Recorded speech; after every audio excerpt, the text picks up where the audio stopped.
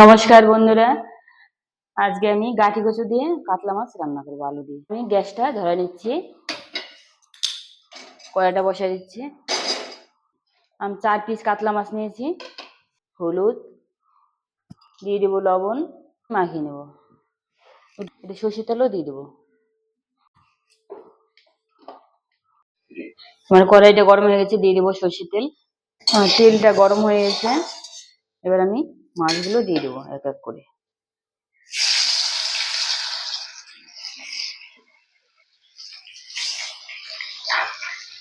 মাছটা আমি উল্টে দিচ্ছি।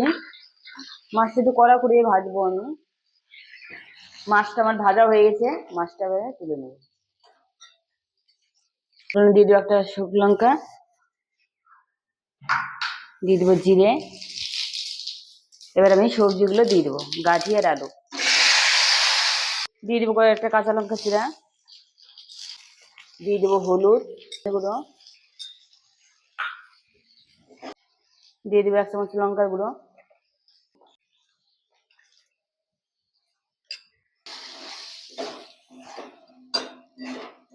এবার আমি জল দিয়ে দেবো।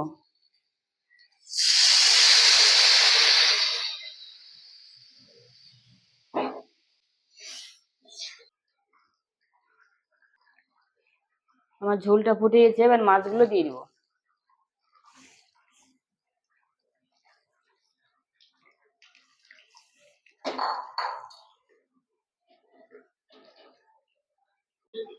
মশলা দিয়ে দিচ্ছি, জিরের গুঁড়ো, ধনের গুঁড়ো, শুকনো খোলা মানে জিরে ভেজে গুঁড়ো করে নিয়েছি।